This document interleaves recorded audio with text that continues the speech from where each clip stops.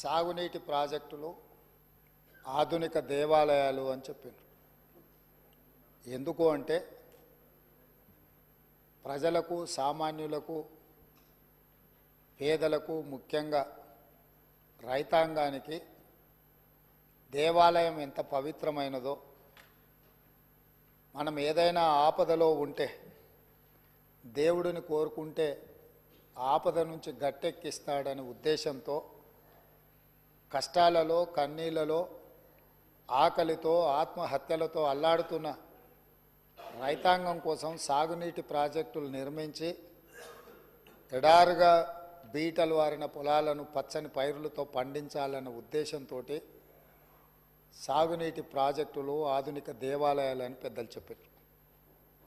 అదేవిధంగా తెలంగాణ ప్రజలు, ఈ ప్రాంత వలసలు, ఈ ప్రాంతంలో ఉన్న పరిస్థితులను, పాలకుల యొక్క నిర్లక్ష్యాన్ని దృష్టిలో పెట్టుకొని నీళ్ల కోసం నిప్పులు చెరిగే విధంగా తెలంగాణ సమాజం అంతా కొట్లాడింది.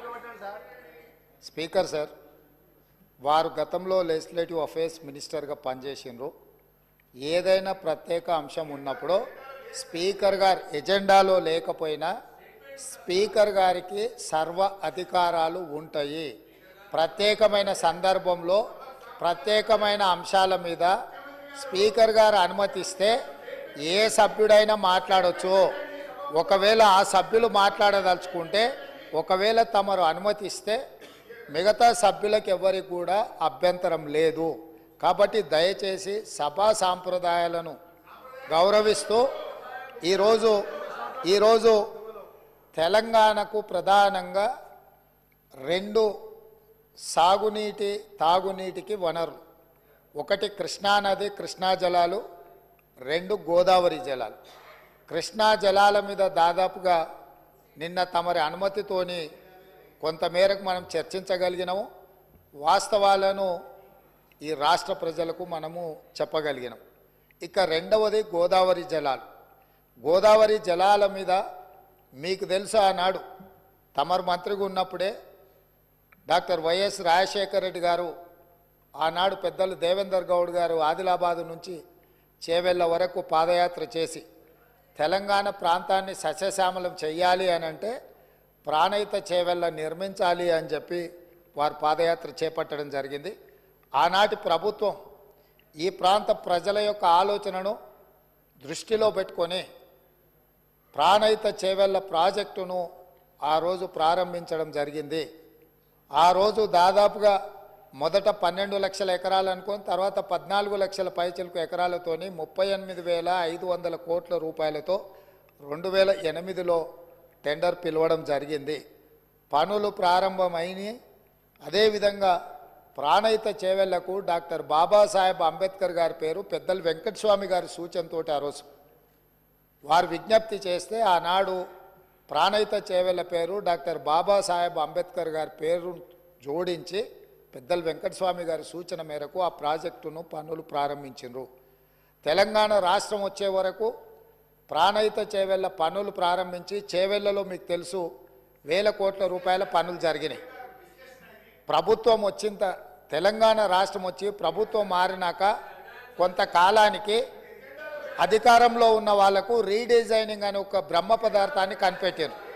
ఆ బ్రహ్మ పదార్థంతోనే తుమ్మిడిహెట్టి దగ్గర నిర్మించాల్సిన ప్రాజెక్టును వివిధ మార్పులకు, చేర్పులకు దారితీసి చివరికి మేడిగడ్డ, అన్నారము, సుందిల్ల ఇక్కడ బ్యారేజీలు కట్టి మేడిగడ్డ నుంచి లిఫ్ట్ చేసి అన్నారంలో పోస్తాం, అన్నారంలో నుంచి లిఫ్ట్ చేసి సుందిల్లలో పోస్తాం, సుందిల్లలో నుంచి నీళ్లు లిఫ్ట్ చేసి మిడ్మానేర్లో పోస్తాం, అక్కడి నుంచి మిగతా ప్రాంతాలకు నీటిని తరలిస్తామని చెప్పి ప్రాజెక్టు రీడిజైనింగ్ అని ఒక బ్రహ్మ పదార్థాన్ని కనిపెట్టి 38,500 కోట్ల రూపాయల అంచనాతో ప్రారంభమైన ఈ పనులను 1,47,000 కోట్ల రూపాయలకు పెంచింది అధ్యక్ష. అది కూడా పూర్తి డీటెయిల్ ప్రాజెక్ట్ రిపోర్ట్ ఉందంటే అది కూడా లేదు. ఇప్పటికీ 1,47,000 కోట్ల రూపాయలకు చేరింది. అది ఇంకా భవిష్యత్తులో పూర్తి చేయాలంటే 2.5 లక్షల కోట్లు అయిద్దా ఎంత అయితా ఇంతవరకు అంచనాలు వేయడానికి కూడా సాహసం చేసే పరిస్థితి లేదు.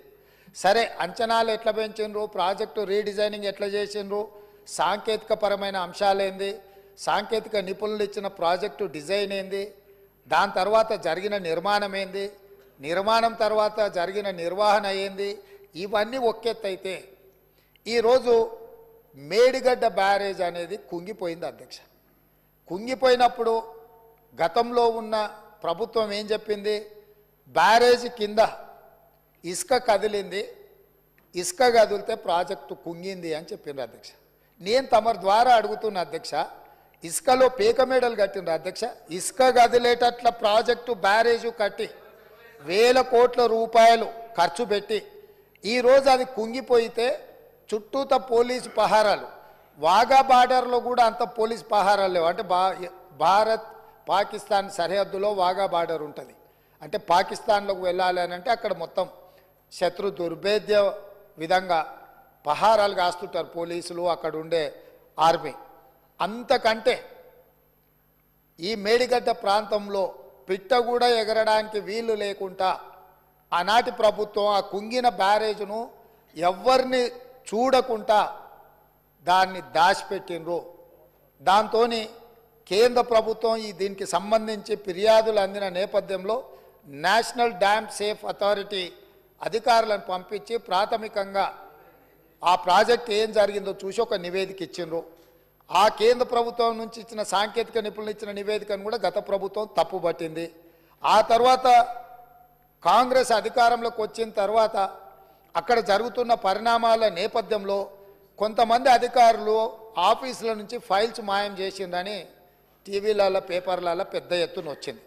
తక్షణమే ప్రభుత్వం తేరుకొని విజిలెన్స్ అండ్ ఎన్ఫోర్స్మెంట్ అధికారులను మీరు ఆ ఫైళ్ళు మాయమవిన ఏమి మాయమైనాయి, ఎవరు మాయం చేసిండ్రు, అదేవిధంగా మేడిగడ్డ అన్నారం ప్రాజెక్టులలో జరిగిన అవకతవకల మీద మీరు ఒక నివేదిక తయారు చేయండి అని చెప్పి ప్రభుత్వం ఆదేశాలు ఇవ్వడం జరిగింది.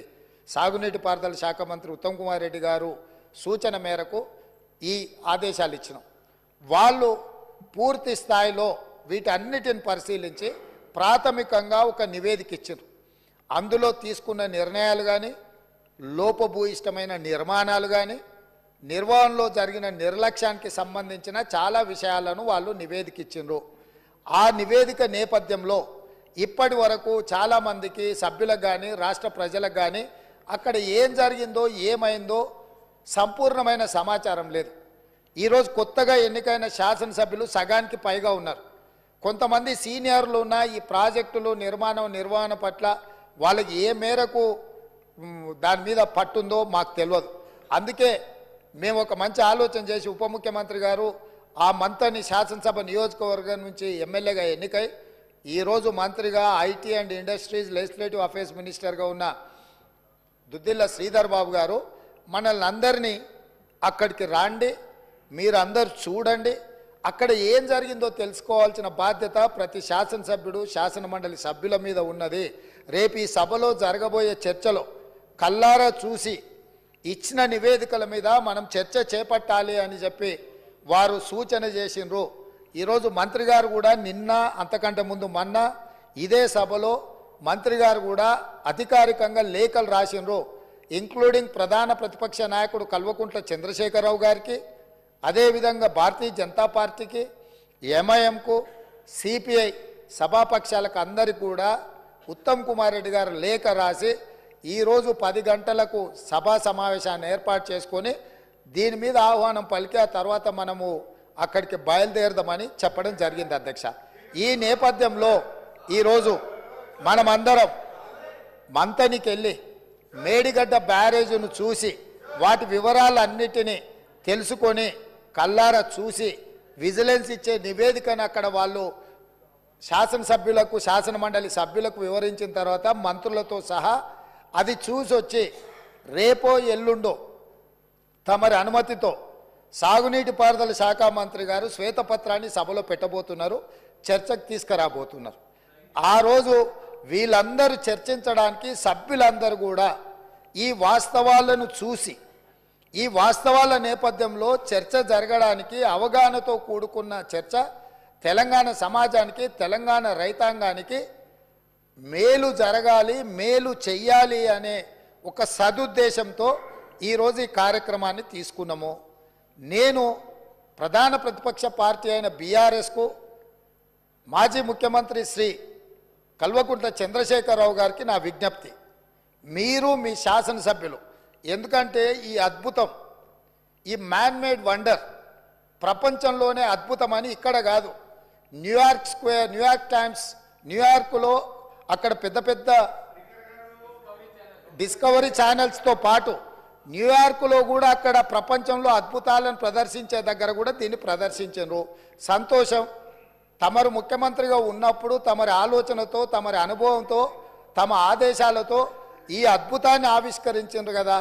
ఈరోజు ఈ అద్భుతాన్ని తెలంగాణ ప్రజలు ఎన్నుకున్న శాసనసభ్యులు, శాసనమండలి సభ్యులకు చూపించేటప్పుడు వారే ముందుండి, వారే ఏ విధంగా ఈ అద్భుతాన్ని సృష్టించినరో, దానికోసం వారు ఎంత శ్రమపడ్డారో, ఎన్ని రాత్రులు నిద్ర లేకుండా వారు గడిపినరో, వారి అనుభవాలను అన్నిటిని కూడా అక్కడ అందరికీ వివరించి చెప్తే తెలంగాణ సమాజానికి అంతా కూడా ఈ అద్భుతం, అదేంది మన అక్కడ ఉన్నది కదా, మన ఏందన్న ప్రేమకు ప్రతీక ఉంటుంది చూడు, తాజ్మహల్ అంత అద్భుతాన్ని అక్కడ ఆవిష్కరించింది కాబట్టి కళ్ళారా చూసి మేము చూస్తే మా చెవులకు అందరికీ వీను విందుగా వారు చెప్పడానికి అవకాశం ఉంది. కాబట్టి ఈరోజు నేను తమరి ద్వారా మళ్ళొక్కసారి కల్వకుంట్ల చంద్రశేఖరరావు గారికి, గత సాగునీటి పారుదల శాఖ మంత్రి, తర్వాత ఆర్థిక శాఖ మంత్రి మిత్రుడు హరీష్ రావు గారికి, పెద్దలు కడియం శ్రీహరి గారు కూడా గతంలో సాగునీటి పారుదల శాఖ మంత్రిగా చేసిన అనుభవజ్ఞులు, తెలంగాణ సమాజంలో వారి పట్ల గౌరవం ఉన్నది. వారు నిష్పక్షపాతంగా అక్కడికి వచ్చి విశ్లేషించి తెలంగాణ సమాజానికి అక్కడ ఉన్న పరిస్థితులు, మేమేమంటున్నామంటే కాళేశ్వరం మీకు ఏటీఎంగా మారింది, మీ ఇంట్లో కనకవర్షం కురిసిందని మేము ఇక్కడ అనదలుచుకోలేదు. కాకపోతే అక్కడ ఏదైతే జరిగిందో, జరిగిన వాస్తవాలను తెలంగాణ ప్రజలకు తెలుసుకునే హక్కు, అధికారం లేదా అని నేను అడుగుతున్నా. ఈరోజు మన అందరము గత 4-5 రోజుల నుంచి చెప్తానే ఉన్నాం, అందరం కలిసి వెళ్దామయ్యా, ఒక మంచి వాతావరణంలో కలిసి మన అందరం మెలిసి అక్కడికి వెళ్ళి చూసి తప్పు జరిగిందా జరగలేదా, తప్పు జరిగితే తప్పు జరిగిందని నిర్ధారిస్తే తప్పుకు కారణం ఎవరు, దాన్ని నిర్ధారిస్తే దానికి విధించాల్సిన శిక్ష ఏంది, ఈ సభలో చర్చించుకొని ఈ సభ ద్వారా ఒక మంచి సాంప్రదాయానికి తెరదీద్దామనేదే మా ఆలోచన. ఈరోజు మేము దానికోసమే ఆ ప్రాంత శాసనసభ్యుడు కాబట్టి గతంలో గవర్నర్ గారు ఉండే, వారి పేరు ఎందుకు కానీ, వారు ఏమన్నారు, కాళేశ్వరరావు అని అన్నాడు హరీశ్వరరావు బదులు. కాళేశ్వరరావు గారిని కూడా ఈరోజు మేము అక్కడికి కాళేశ్వరం పోదామని అడుగుతున్నాము. మేము ఆహ్వానించడంలో ఉన్న తప్పేముంది అధ్యక్ష? ఇప్పుడు మేము ఒకవేళ బై రోడ్డు మేము బస్సులు పెట్టుకున్నాం, అందరం కలిసిపోయినట్టు ఉంటుందని. ఒకవేళ ఏదైనా మీకు బస్సులో ఇంత దూరం ప్రయాణం చేయడానికి ఏదైనా ఉంటే ప్రభుత్వానికి అధికారికంగా హెలికాప్టర్ ఉన్నది. పెద్దలు చంద్రశేఖరరావు గారి కోసం ప్రత్యేకంగా హెలికాప్టర్ను కూడా రాష్ట్ర ప్రభుత్వము సిద్ధంగా ఉంచింది బేగంపేట ఎయిర్పోర్టులో. కాబట్టి దయచేసి దీన్ని వివాదాలకు తావియకుండా మనందరం ఒక్క మాట మీద ఉండి, కూలిపోయిన మేడిగడ్డ గురించి, పేలిపోయిన వాళ్ళు కూలిపోయింది సార్, వారు ప్రశాంత్ రెడ్డి గారు ఆర్ఎండ్బి మినిస్టరు, వారు ఇట్లా మాట్లాడుడేంది, వీళ్ళే బాంబులు పెట్టి పేల్చిందని పోలీస్ స్టేషన్లో కంప్లైంట్ పెట్టిండ్రు. బాంబులు పెట్టి పేలిస్తే సింపుల్ లాజిక్ అధ్యక్ష, ఏదైనా బాంబులు పెట్టి పేలిస్తే శకలాలు గాల్లోకి ఎగురుతాయి అధ్యక్ష, భూమిలోకి పోవు. ఇది వాళ్ళు రాసే అబ్బాయికైనా అర్థమైంది, బాంబులు పెట్టి పేలిస్తే గాల్లోకి ఎగురుతుంది అధ్యక్ష, భూమిలోకి కుంగదు. పోలీస్ స్టేషన్లో అట్లా కంప్లైంట్ పెట్టిండ్రు కాబట్టి ఇది బాంబులు పెట్టి పేల్చిండ్రా, లేకపోతే కింద ఇసుక కలిగి పిట్టగూడు కడితే, పీకమేడలు కడితే కుంగిందా, ఇవన్నీ కూడా సమాజం తెలుసుకోవాల్సిన అవసరం ఉంది. సభ్యులుగా చర్చించే ముందు మనందరం కూడా అక్కడికి వెళ్దాము. కాబట్టి దయచేసి సభాపక్ష నాయకుడుగా ప్రధాన ప్రతిపక్ష నాయకుడు శ్రీ చంద్రశేఖరరావు గారిని, అదేవిధంగా మాజీ సాగునీటి పారుదల ఆర్థిక శాఖ, ఎందుకంటే అన్ని నిధులు విడుదల చేసింది వారే కాబట్టి హరీష్ రావు గారిని, మా పెద్దలు కడియం శ్రీహరి గారికి ఈ తెలంగాణ సమాజం పట్ల, ఈ సమస్యల పట్ల, సాగునీటి ప్రాజెక్టుల పట్ల వారికి ఒక అవగాహన ఉన్నది. వారిలాంటి వాళ్ళు చూసి విశ్లేషించి చెప్తే మేము కూడా కొంత నేర్చుకుంటాం. ఎందుకంటే అన్నీ మాకు తెలుసని మేము అనుకోం. మేమేం అపర మేధావులం కాదు. ఏదైనా మాకు తెలియంది ఉంటే అడిగి తెలుసుకుంటాం. శ్రీహరి గారు లాంటి వాళ్ళు అనుభవజ్ఞులు, తుమ్మల నాగేశ్వరరావు గారు లాంటి అనుభవజ్ఞులు, గతంలో ఈ శాఖలలో మంత్రులుగా బాధ్యతలు నిర్వహించిన వాళ్ళు ఉన్నారు. కొత్త తరం నేర్చుకోవాల్సిన అవసరం ఉన్నది. నాకు కూడా శాఖలు ఎప్పుడు నేను నిర్వహించలేదు కాబట్టి నాకు కూడా నేర్చుకోవాల్సిన అవసరం ఉన్నది. నేర్చుకోవడానికి నేను సిద్ధంగా ఉన్నా కాబట్టి దయచేసి ఇక్కడి నుంచి మనం అందరం బయలుదేరి అక్కడ చూసి అక్కడ ఉన్న పరిస్థితులను అన్నిటిని కూడా అవగాహన చేసుకొని రేపో ఎల్లుండో తమరి అనుమతి తీసుకొని మంత్రి గారు శ్వేతపత్రం ప్రవేశపెడతారు. శ్వేతపత్రంలో తెలంగాణలో ఉన్న ప్రాజెక్టులు అన్నిటి మీద చర్చ చేద్దాం. అదేవిధంగా కాళేశ్వరరావు గారి మీద వీటి మీద చర్చ చేద్దాం. ఇది ఎవరెవరికి ఏటీఎంగా మారింది, దీని సంగతి ఏంది, దీని కథ ఏంది, దీని కమామిస్ ఏంది, ఈ సభలో చర్చించుకుందామని తెలియజేస్తూ తమరు అవకాశం ఇచ్చినందుకు ధన్యవాదాలు తెలియజేస్తూ అందరినీ రావాల్సిందిగా, ప్రత్యేకంగా అందరినీ రావాల్సిందిగా, మళ్ళీ మీరు రేపో ఎల్లుండి అనుమతి ఇచ్చినప్పుడు దీని మీద చర్చ చేయడానికి మీరు అవకాశం ఇవ్వాల్సిందిగా కోరుకుంటున్నాను అధ్యక్ష. The House is urgent to meet again at 10 a.m. tomorrow Wednesday, the 14th February 2024.